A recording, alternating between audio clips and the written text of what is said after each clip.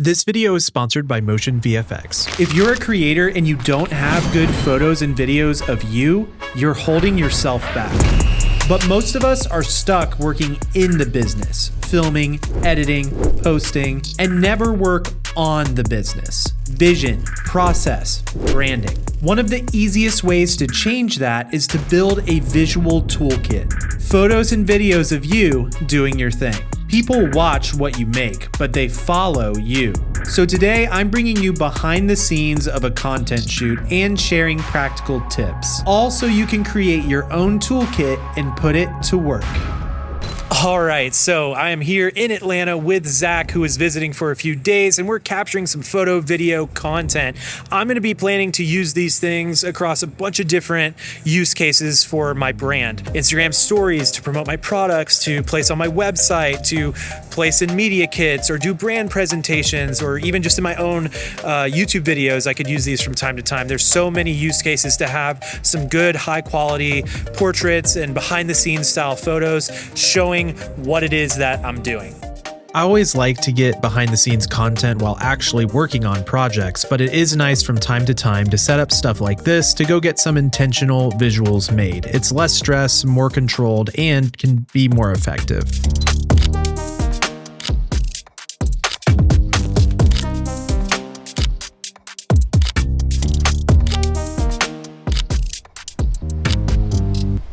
The next morning, we decided to get up and go capture some more content. All right, so we are in one of my favorite places to come and create content at that's more local to me.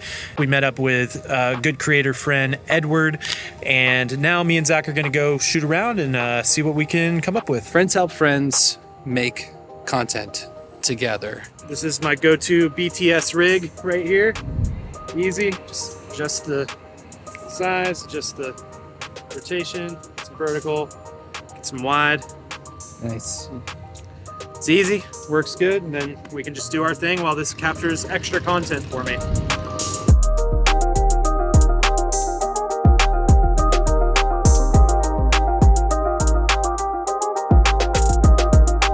So we're here in this alley right now, and we're going to take turns capturing some photos and videos of each other, doing a couple of different like hero shots, which are just useful for all sorts of things, whether it's, you know, us doing what we're doing, like vlogging, or just like looking through the camera, even just us, you know, smiling or looking into the lens and doing a couple different motion movements for the videos, a couple different options for the photos. So it all ties together and is a variety of content quickly. So we were just talking about trying to like do poses and stuff like that. And one of my tips is to like usually look straight ahead and do like a relaxed, serious face. And then I'll do a smile where I try to make myself laugh a little bit. And then I just kind of like do a pose where I like look each of the different like four corners, just so you get a little bit of a different perspective for the shots, no matter what pose that I'm trying to do.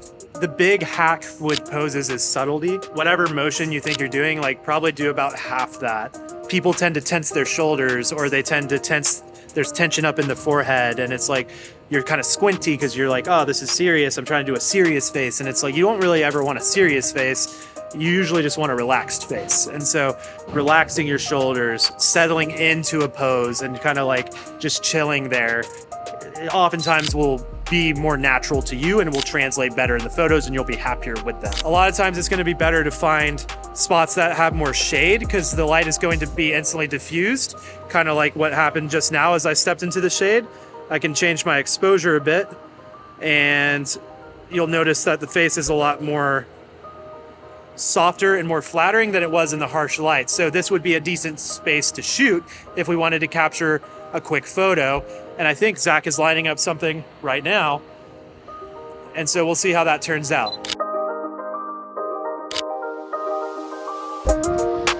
Crossing the street, just got into a crazy looking alley. Let's see what we can come up with. I like places like this sometimes because like right over here, we have more of a standard texture color. Over here, we've got vivid blue, then we have multicolors back there, so you can do a mix of colors, do individuals. It's a lot of options in a very close proximity, and so stuff like that can be super useful when you're doing this kind of a thing. Yes, check out this photo. After this, we were feeling good, but wanted to get just a little bit more content. All right, so we came out just at the bottom of golden hour on this hillside in a park. I love golden hour. It gives you lots of cool light to play with, especially for some good backlighting. But I really do also love blue hour, which is just after that, because the light is very soft and diffused and just looks awesome. We just got some golden hour stuff, and now we are heading more into a wooded area that looks incredible. Fall in the south is such a nice time to shoot, not just because of the leaves, but because the weather is nicer.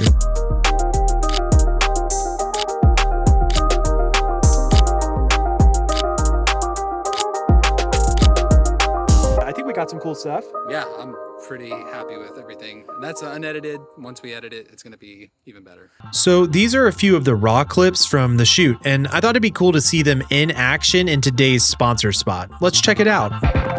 I've been using Motion VFX for nearly a decade. They're my go-to resource for video effects. Whether I'm working on client projects or my own videos, I know that they can help me tell any story better. They have awesome titles, overlays, transitions, and are compatible with most editing softwares.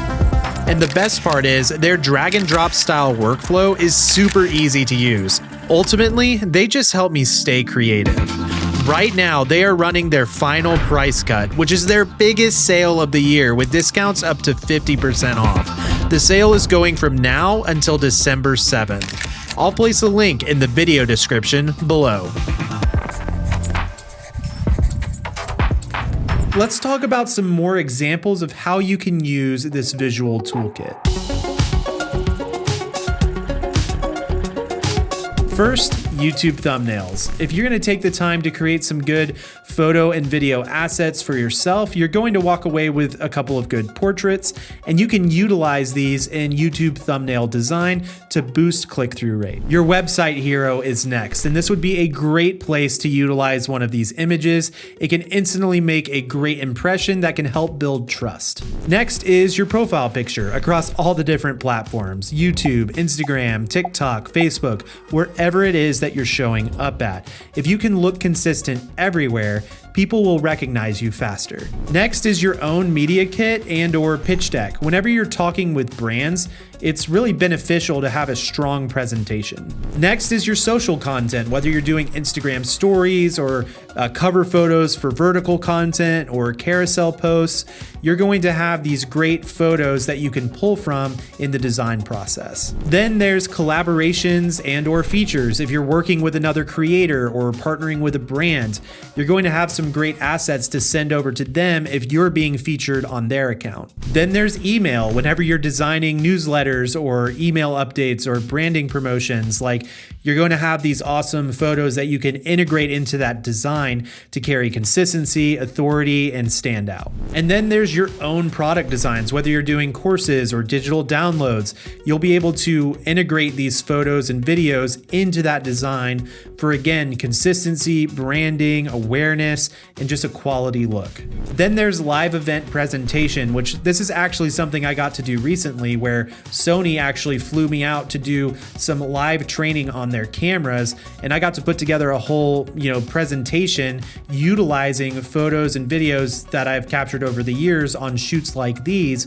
to kind of tie that all together nicely. It can be really effective for just any sort of live or even live stream presentations. And then finally, B-roll. This is something that I utilize it for all the time personally. They're great filler shots, they're great communicative shots, and it's just a really good tool to have in your arsenal as a creator. If you're an up-and-coming creator and maybe right now you're feeling a little stuck or don't know what you should be focusing on, that's actually why I created my Creator Starter Pack to help bring clarity. It's the all-in-one roadmap for you.